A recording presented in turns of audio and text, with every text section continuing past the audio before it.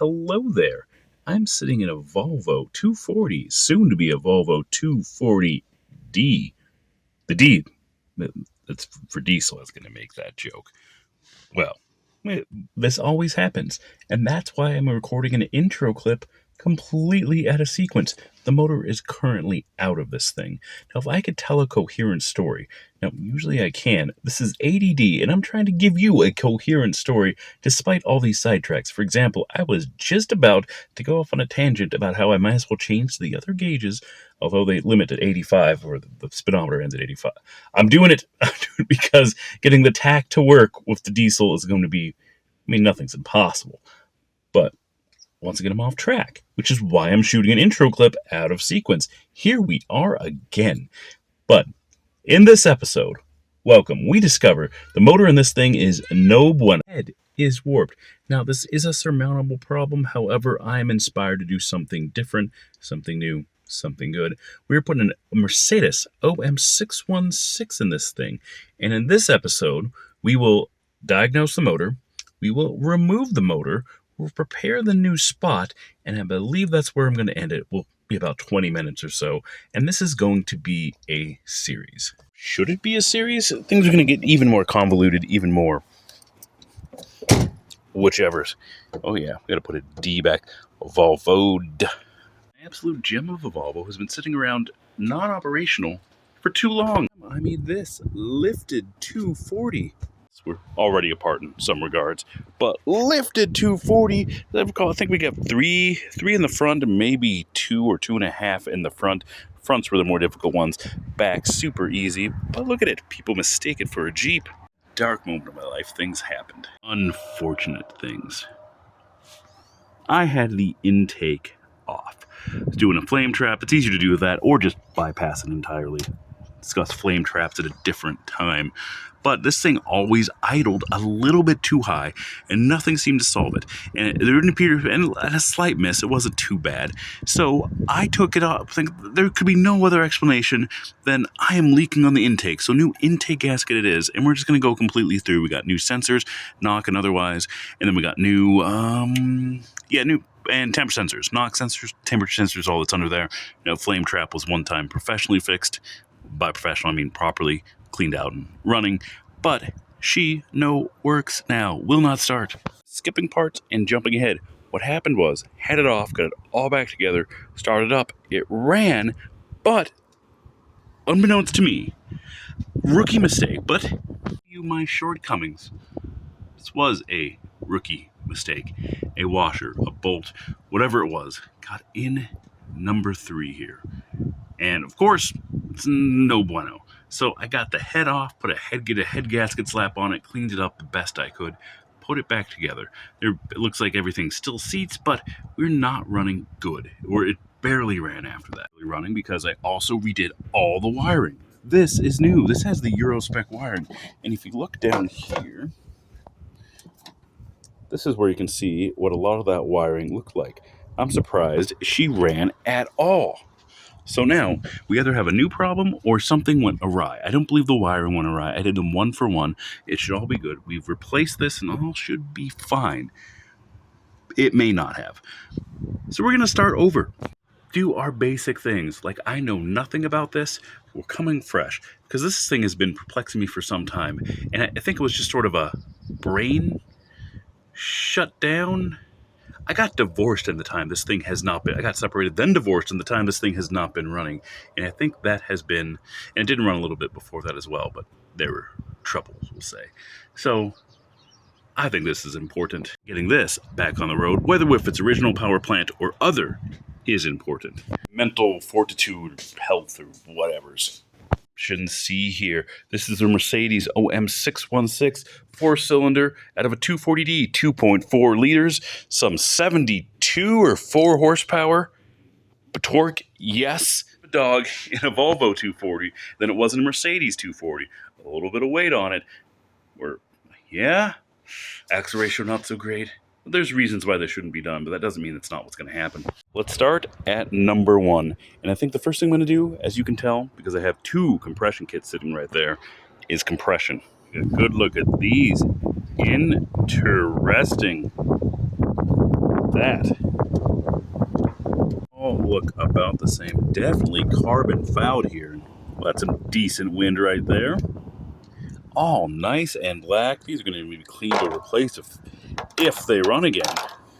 It looks black. It looks sooty. But a word of caution here, this could indicate more than one trouble here. The most likely culprit is running way too rich, which is accurate. I knew from the little that I did drive this, I've driven it to town a few times since it's been not running right, way rich. Rich enough to even stall, that bad. I don't smell godly, but it could be a condition of another thing. It could be a condition of not pulling in enough air. It could be air issues, could be fuel issues, fueling, could be a possibly a compression issue as well, which we're going to test here. Us discuss time. I just rolled this over. This is going to be top dead center. Dead center, I do not know, is actually irrelevant because I'll show you why. Top dead center, when I say which one, because it's a 4-stroke, the top dead center happens twice, once on an intake, once on an exhaust. Belt is not lined up. So Volvo has convenient, that is about the right position there. It's about 11 o'clock. So you can see the dot here on the distributor. Manufacturers don't even, is my time right? Anyway, other manufacturers don't even give you the dots on the timing belt, or a lot of them don't. Depends on the model. But in the Volvo, you line up the dots or the lines on the timing belt with each of these notch there, lines up to a dot. The dot there at the 3 o'clock positioning, that is for your distributor. And then the top there, which you can't see from this angle, there's another dot. So how many times am I going to have to rotate this to find a dot? And by the way, it is 2-to-1. That gear, the distributor, and the cam gear are twice the size of the cam gear because it's got to go twice. Remember, 4-stroke, top dead center happens twice in the cycle. So that needs to happen twice. For firing, or twice as often. So it rotates. There's only one firing per every other revolution of the motor, which is why that's 2-to-1, 2-to-1. So are we off a tooth? So looking at that dot there, can you see that line right lined up there? Perfect. But come over to here, and I can see that is at 12 o'clock. We got to loosen the belt is the only way, because the 2 dot lines that are right there, when you fold the belt over, line up with that. I counted the teeth. There is 3 teeth. That 1, 2, 3, 4. So there we got 1, 2, 3, and 4. So I'm not doing a great job of showing you. So our timing is correct here. And no, I'm not worried about this getting dirty. We will replace the timing belt when that time comes. Fret not. So timing is good. I've got all the spark plugs out. And it occurs to me now that if I am running 2 compression testers at the same time, because the compression readings, the right way to take it is you open up the intake fully. So you floor the gas or prop it open, and also you remove all the spark plugs. The engine rotates as fast except for the 1 cylinder. It isolates the 1 cylinder you're concerned with. So, by doing 2, should right. We're only doing 1 at a time. So what purpose is there in having 2 compression testers? I couldn't find the compression tester. These are only $30. So maybe I should have put more effort into it. Couldn't find it and just bought a new one. All right, so key on, and we floor the thing. Key off. On, give me big numbers. Well, all right. Well, 80 pounds is going to be insufficient. Number 2 manages to be even worse. Whew. 40 pounds? Well, I wrote the 80 on there. Is there even a reason to write 40? 60. Very interesting, because number 3 here was the problem cylinder. Is there any reason to do the last one? Low compression, but why? We know we had 80 in there before. Over a little bit of about a teaspoon, they say. Whatever, you put that in there. That's going to lubricate those rings. We put that in the bottom. If it's an issue with the rings, this should improve dramatically. That at 80, we'll see what the number is now. If not, we're looking at a head or valve issue.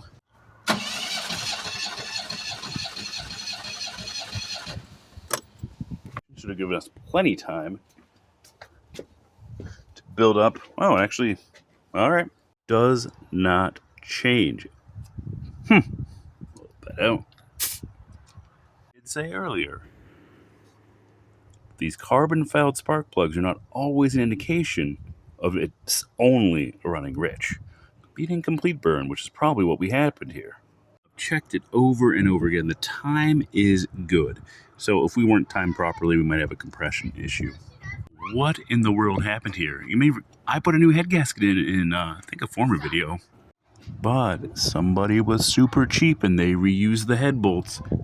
Interested in our failure mode. This head's going to come off. You get to see the damage on the inside again. What happens when you don't take the time to do things right and proper the first time? You do them again. Come to you for the advice today, and here we are pulling ahead again. Is there a non-messy way to do this? I don't think so. Just embrace it. I mean, they did all they... Well, I didn't say they didn't do all they could. You could have a drain petcock over there. Is this a factory radiator? Hard to tell. But looks like with a panel like this, you can do it like this and not make too much of a mess. This antifreeze was pretty fresh. Has not been run that much. Why is it coming out brown in spots? Got to get yourself one of these. Makes this a absolute pleasure. Just busted all those out in under a minute. Or not even that, seconds. Other efficiency things. Oh, give me that washer. Give it. Well, it helps if I do it like this. Oh, that one's just stuck on there. That one's good. And come on, we can't quite do two. Next, we get this fuel rail out of the way. 10mm up top, and they are serious about their grounds. Apparently, that's pretty important on these guys. Volvo, I mean, always good guy. We got a 14 for the smaller one, 17 for the bigger. You know, a lesser manufacturer would make you use the same nut size in both.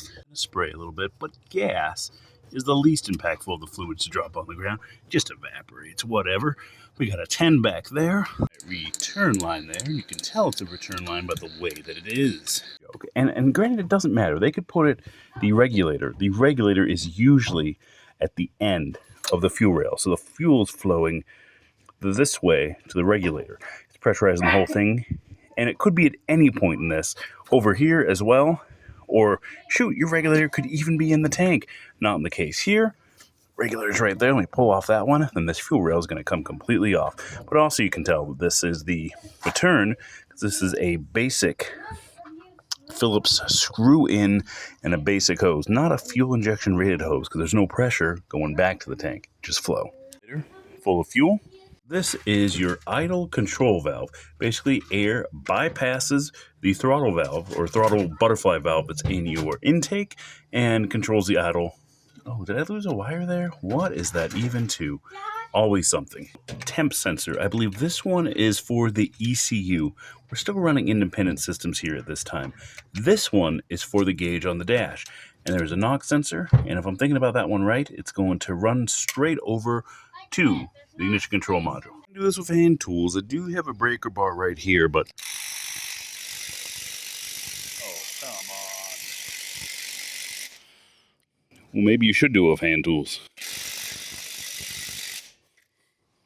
Loose all by hand, but there's a lot of threads here, so we're going to work faster. I already broke that loose. What's your problem, Cryobe? I need an upgrade. We do make one of these that has many more of the UGGas. I mean, we're going to throw these away anyway, so what does it matter? Got her off, head here. The head gasket came entirely off, which tells me that, well, it wasn't head gasketing, I don't think. Side down, this is the side facing the block. I'm not sure where the problem is. Usually you can see these are done for, bored over. You can see the passage going left and right. Here I cannot. So I'm going to ring there, pull this off, and I'll see if I see any evidence on the head side. That would have to be where it's at. Oh. Of course, we're on there pretty good. Let's clean this up a bit. Did I just get a bum head gasket or something? No way. No way. Nothing obvious in between the cylinders. That's typically where you'd see it. Now, we had lost compression on the whole thing. And the block looks good as well. All right. Tossing these bolts on this scrap trailer so they'll never hurt us again. Straight edge here, but look at that. I see light. Oof. Concave in the center. That's a problem. Look at this thing. No bueno. You see, it does not take long for these things to rust. Look at that. Oh well, doesn't matter. Great day to be under a thing. Now, you don't have to, but every motor I've ever pulled, I'm pulling the motor and the transmission together, and every time I've ever pulled a transmission, that rear main is leaking. Every time. Well, maybe because I only work on old junk. But rather than leak ATF all over my driveway and all over everything as I'm pulling it out, we'll just drain her right now. This is a Aisin Warner AW70, not the 71, no lockup converter, but solid unit here.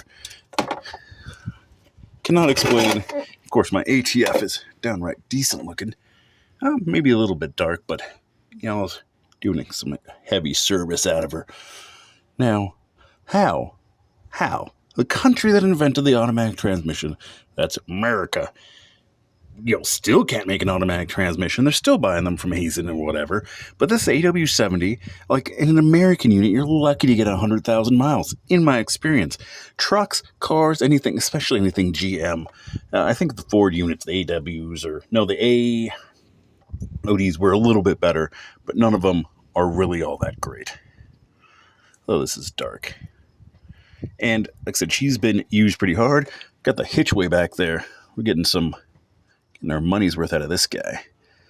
Where do we start? This is not an insignificant project, not just a drop-in. And if you're doing motor swaps, even if you're doing a one-to-one motor swap, you're taking a Chevy 350 and out of a van and putting her in a 1500 truck. Even if it's that, not everything fits. Nothing ever fits. It's not a direct. If you get the block, there's gotchas and things that go wrong. So we're not we're just going to expect a lot of that. So let's stop, think, and consider how it is we ought to be moving forward here. Join the forums if they still exist.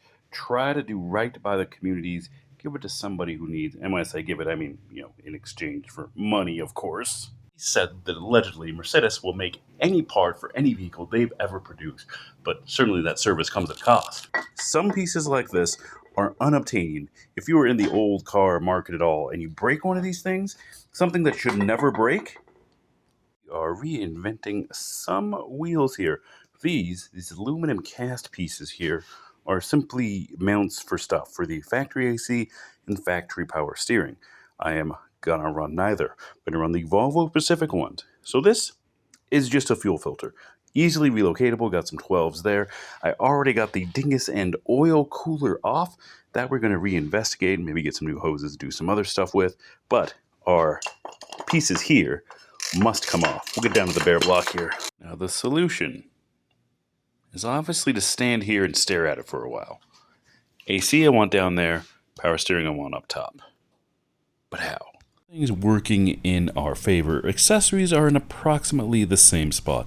The alternator was on the bottom left of the motor, facing forward, bottom left, on the Volvo 230. I know they're not all like that. Compressor was hiding down here, and the power steering pump was right there. Or was it the other way around? I forget what was where. But, at least in the same spot, we just need to match different accessories to it. Ourselves. Let's prep the motor first, so it's able to go in. Alright, so we're gonna have to do some with motor mounts or something. Not concerns. The red block is slanted.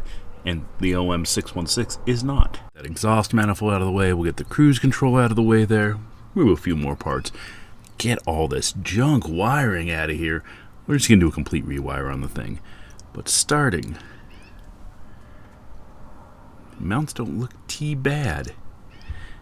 Now I have some concerns about the mounts. Bantered enough, let's move on to number 2. We're concluding this one. Stay along for this ride. It's going to be a series and more work than I care to admit right now, but me and you can do it together. Like, comment, subscribe, all the things, whatever.